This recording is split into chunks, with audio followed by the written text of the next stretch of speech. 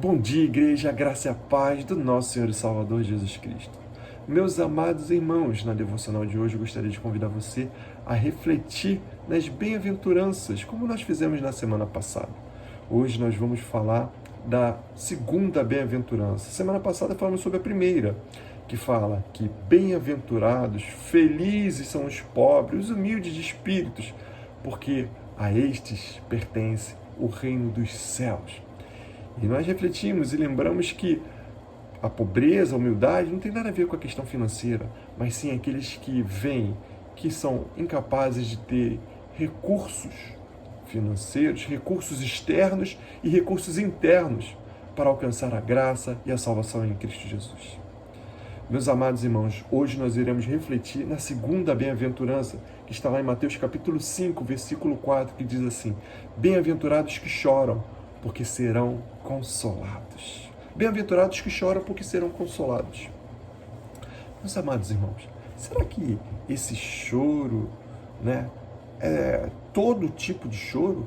Será que Jesus está dizendo que qualquer tipo de choro vai trazer alegria, vai trazer consolo para essas pessoas?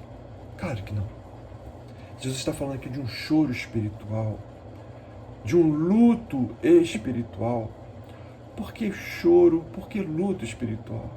Porque a pessoa vai olhar para a sua vida e vai ver o quanto que ela é pecadora e vai lembrar que os seus pecados foram a causa da morte de Jesus na cruz. E que a morte do Senhor Jesus na cruz, ela só aconteceu porque eu falhei, porque você falhou, porque nós erramos. E isso vai trazer em nós um choro. O Dr. Martyn Lloyd-Jones, na sua obra O Estudo no Sermão do Monte, ele faz uma sugestão. Ele diz o seguinte: meu irmão, minha irmã, ao final do dia, você deveria fazer uma reflexão. Olhar para como foi o seu dia. E você sabe o que você vai ver? Você vai ver que você falou que não deveria ter falado. Que você pensou o que não deveria ter pensado. Que você se comportou com o seu próximo de forma que você não deveria se comportar. E todas essas coisas, elas vão trazer no seu coração, sabe o quê?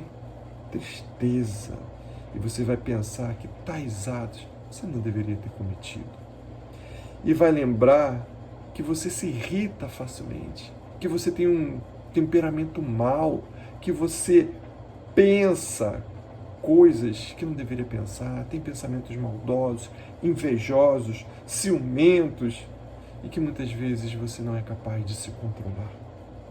E isso vai te trazer um sentimento de abominação pelas suas atitudes.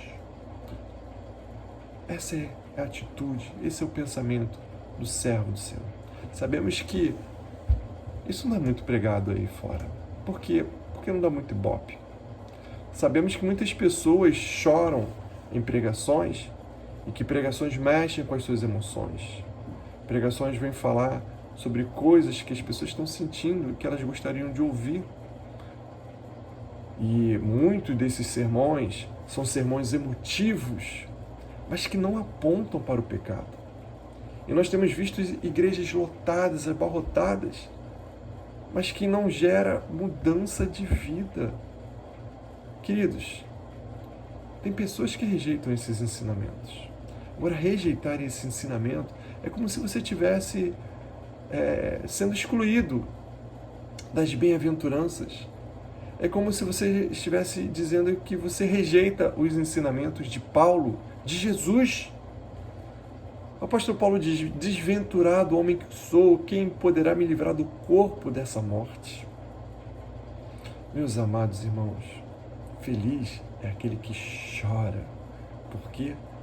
Porque será consolado. Se ele chora, é porque o Espírito Santo operou uma obra no seu coração. E se o Espírito Santo operou uma obra no seu coração, é porque essa pessoa foi alcançada por Cristo Jesus. Ela faz parte da igreja do Senhor. Isso é sinal, sabe de quê? De que Cristo vai voltar, né? E vai voltar para buscar a sua igreja. E estes que choram, subirá com ele para novo céu, nova terra. Subirá para um lugar onde não vai ter mais choro, onde não vai ter mais dor, onde não vai haver mais rancor, onde não vai mais haver a ação do pecado. Que coisa maravilhosa, essa é a esperança do crente. Essa é a alegria do servo do Senhor. E por isso nós nos alegramos. Por isso que nós somos bem-aventurados, porque temos essa consciência. Então, meu irmão, ao final do seu dia, reflita na sua atitude. Chore na presença do Senhor e receba o consolo do Pai. Que Deus abençoe sua vida. Que Deus abençoe sua semana. Em nome de Jesus, graça e paz.